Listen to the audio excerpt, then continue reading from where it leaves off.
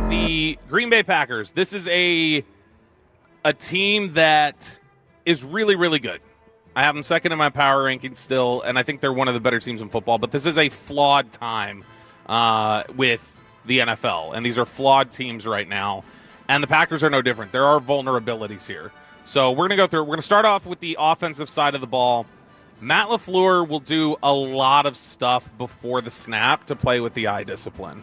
So all that stuff we've seen historically from Ben Johnson and Sean McVay and Kyle Shanahan of just, let's move this guy here, let's move this guy here, let's try and confuse things before the snap, move guys around. He does a lot of that. And it's usually just something to play with your eyes. Nothing. It doesn't lead to a flea flicker or, whoa, they ran this insane route, or look at this crazy concept they're doing. It's usually just to run something very basic out of it. But you're just trying to do a lot to trick it up, make it look pretty on the outside, and start messing with guys' discipline. And that's what I do myself every day. He is going to put receivers under center. He's going to run the Wildcat. He's got a whole bunch of other zany stuff he likes to do in the run game. He likes to run a lot of jet sweeps. He ran back-to-back jet sweeps with 2 minutes left in the fourth quarter against Cleveland last week. Just jet sweeps to Matthew Golden. How did they work? They actually got to the 3rd and 2. They picked up 4 yards both times. Okay. But then they ended up just throwing the interception there on 3rd and 2. But this is, at the end of the day, he wants to run the football. I know a lot of people think of the McVay, Shanahan, LaFleur type of coach and think, oh yeah, they're really forward thinking and changing the game. All of those guys do like running the football in a particular kind of way. And a lot of what the games that he's doing and playing in front of the defense, Matt LaFleur is just trying to get a favorable look in the run game. That's what he's trying to do. So it's not just saying, let's line up the ball and let's run it, and we're going to be in 23 personnel and we're just going to out-muscle you and, manly and anything like that. He is trying to run a modern run game that can pick up 8 yards a chunk. And that's the kind of offense that he likes to run. The passing game is a lot of quick strike stuff. So smoke routes, which the smoke route, snap the ball, wide receiver takes a step back, takes a pass, and gets some blocking in front of him. A lot of out routes, a lot of slants, a lot of passes to the backs in the flat. Josh Jacobs will line up at receiver at times and play off of there. But Jordan Love is a big fan of throwing the go ball, which means the safeties better be on their S this week. Because he has thrown – Cleveland did an effective job taking it away from him. He only got to throw one pass over 20 yards in the game. But if you look at what is considered a deep throw in the NFL, which is 20 yards or further, Jordan Love has thrown the second most pass attempts through 3 weeks, and he didn't even throw but one in week 3. So that means he was throwing a lot in week 1 and 2, and he's had success with it. He's been one of the more successful deep passers in the NFL. So similar thing to what you were facing with Russell Wilson a couple weeks ago, of just a guy who knows how to throw the deep ball. So that's going to be a problem. I'll say. They like to spread the wealth around. No one on the team is even averaging 4 catches per game right now.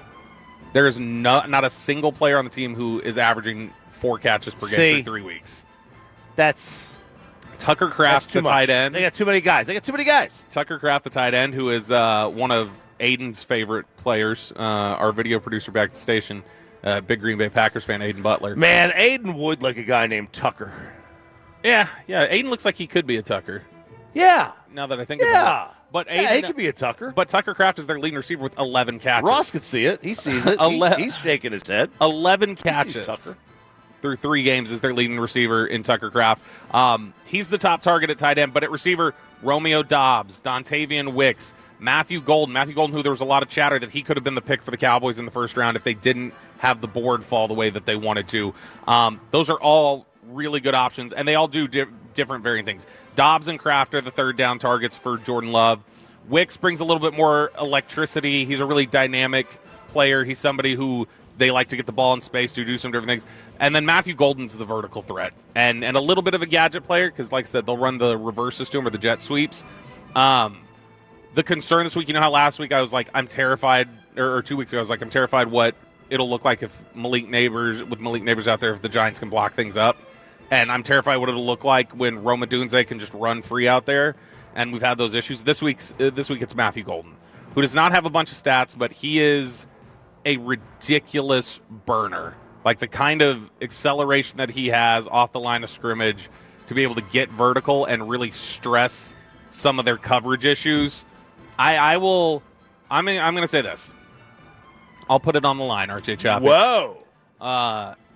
Matthew Golden will have a touchdown of at least 40 yards or longer in this game. I mean, that's not a hot take. The Cowboys do that all. That's all they give up. 40-yard touchdowns is not a common thing. You know that if you're a betting man and you know the odds, you know that saying I know the odds by guaranteeing there will be a 40-yard touchdown is that's not a small guarantee here. So I was asking my my handicapper this morning. Mm-hmm. He was texting me at like 4:30 this morning from Vegas.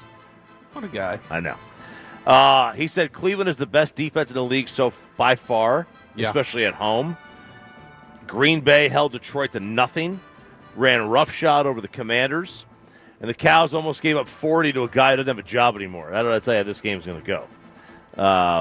But he did say that the CeeDee Lamb injury does make it only 1 point by the numbers. Right, a 1 point difference. So he had him winning by 7. Now it's 8. Yeah. So by the numbers, he goes, but we've all seen how this offense devolves without him.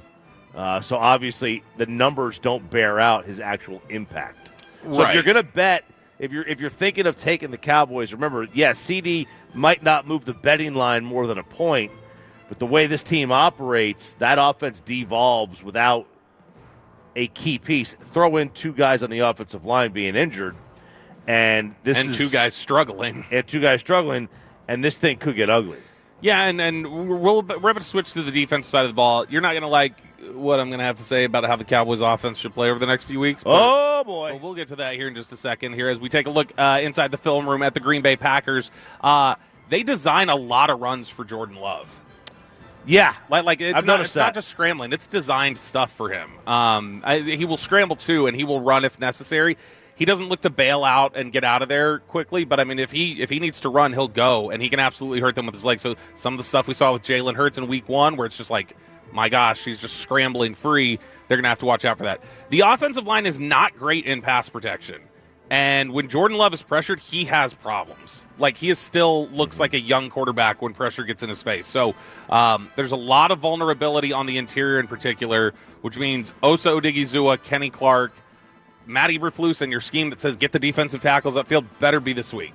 This is the week where you need to see the defensive tackle presence show up in the passing game, is getting up the A-gap and really stressing things. Elton Jenkins, who's been a center that a lot of people have liked for the Packers for the last couple of years, he had a hell of a time blocking Malik Collins last week. He couldn't do it. Malik Collins was just consistently wrecking shop. And I don't know if there are Cowboys fans who even knew that Malik Collins was still in the NFL. I didn't. This is, as I said earlier, a very undisciplined football team from a penalties perspective. They are one of the most flagged teams in the league, and there are a number of pre-snap and procedural penalties. That's the problem, is what kind of penalties they are. They're dumb procedural execution penalties. It's not just grabbing a guy with pass interference when he runs by you. These are just stupid execution penalties that the Packers have. All right, let's take a look at the defense. This is a really good defensive team overall in the Packers. I absolutely love the guys that they have at linebacker. Edgerrin Cooper, Quay Walker, Isaiah McDuffie. Any one of those guys would be the best linebacker that Dallas would put on the field this weekend. The secondary is really versatile. They've got playmaking ball hawks back there. Xavier McKinney is one of them. What surprised me is, outside of Micah, the lack of a pass rush, especially with a guy like Rashawn Gary who's out there. And they've got Lucas Van Ness, who's supposed to be able to rush a little bit. But I suppose it makes sense why they felt they needed to trade for Micah, because when you see it, when it's not Micah, they have had some problems being able to get to the quarterback. Speaking of Micah, he's as good as he always has been. As he should be. When you watch him these 3 weeks, he is wrecking shop the way that he always has. Nothing has changed there. It's the same. He's still getting held, it looks like, on every other snap, and it's not getting called. But he's going to be a nightmare on Sunday night.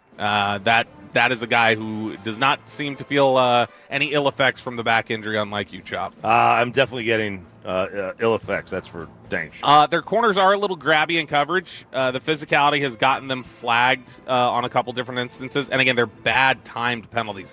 They've allowed illegal contact on 4th down to, carry a drive over. They've had pass interference, defensive hold. They have those sort of things on 3rd and 4th down all the time. There does seem to be a little bit of panic in the secondary, and they lose their discipline a little bit. I think they're a good secondary, and they've got an ability to take the ball away. But, man, they seem to panic in that secondary in big moments on 3rd and 4th down. And the same thing on the offensive line with the false starts and some of the things we've seen like we talked about earlier. Green Bay is very, very fast on defense, and sometimes it's too fast. They end up playing a little bit out of control. They can start over-pursuing. It's a good week to have Jaden Blue active. In fact, we need to ask Brian Schottenheimer about that at 8:20. Having Jaden Blue active this week because with no CeeDee Lamb and you want some lack of speed, right? Real playmakers out there. I mean, you've got George Pickens, but George Pickens is like there's a step up now. Mm-hmm. But there is a real need for guys who can break the game open and might be able to take advantage of some of this team's aggressiveness, the Green Bay aggressiveness, and be able to get vertical really quickly. And Jaden Blue's a guy who can line up a receiver, he can line up in the backfield, and I've given them a pass for not having him active the first 3 weeks. Right. A lot of people have been upset with that and frustrated with it. I understand why they haven't, so it has not bothered me that Jaden Blue hasn't been active. This is the week where you probably need him because even if he's not ready to do all the things in execution that you want and consistency, you need a playmaker. You need somebody else out there with some electricity now that CeeDee Lamb's not there because we've seen, like you said, how the offense can regress.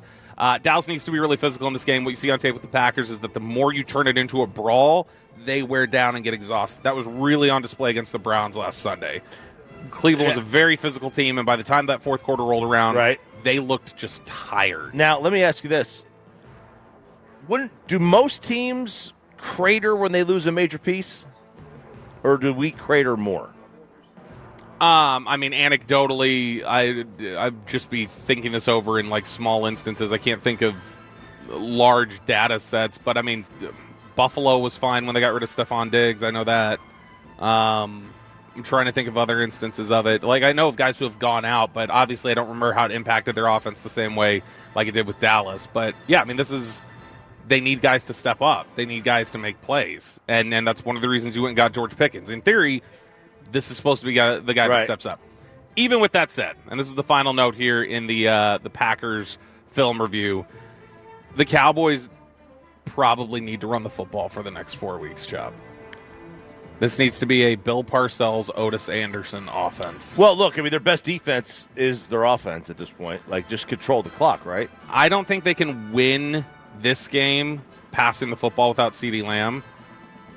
Maybe you can throw the football and have some success in future weeks against a team like the Jets or Carolina. I don't know. I haven't watched them yet. But in this game, you're not going to be able to. And in general, you've been a good running team so far. Mm-hmm. You've been able to run the ball efficiently. And your offensive line, which cannot pass protect very well at all right now, is pretty good in the run game. Terrence Steele and Tyler Guyton are panicking a second after the snap, it looks like, when they're in pass protection. When they're in run concepts, they're bulldozing and clearing guys out of the way without a problem. Wow. And it's not been an issue for the offensive line to run block on this. So to me, this needs to be a run first ball game from the Cowboys and probably needs to be a run first offense for the next month. There's your little film study. Run first. Cover your ears. Cover your eyes. But you know, like, because that's the thing. You're paying $60 million for the quarterback. You would think that you would be a pass first team, but this defense can't do that. You have to keep.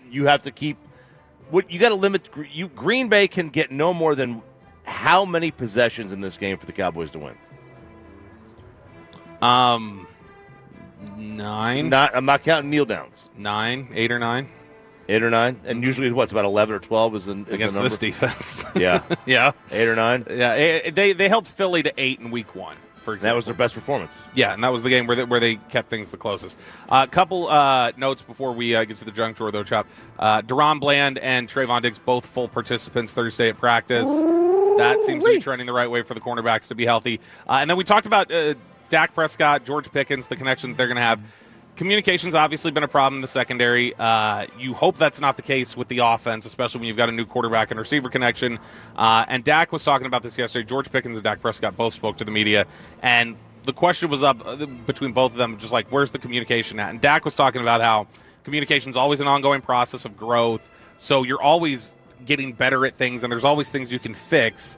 But where they're at right now, he likes where they're at. But specifically, he gave this anecdote yesterday. He said a conversation we just had out there today was one that was needed after a couple of incompletions on a certain ball. Just getting back at it and us having the same mindset of how we're going to attack that route. He's a great player. I told you all that from the time he showed up. These receivers, guys like George, CD, they make it easy for that chemistry to grow. They do their job, and I just talked to them a little bit about what I expect here, what I expect there, and they go make plays. So I'm looking just to continue to build on what we've only started. And so that's the thing with Pickens. I think the chemistry's been decent between him and Dak so far. He's still clearly learning, where do I put the ball for you? And Pickens is still learning, how do I adjust to the ball that Dak is going to throw. There's still some adjustment period there, and you've seen that, I think, on tape the last 3 weeks.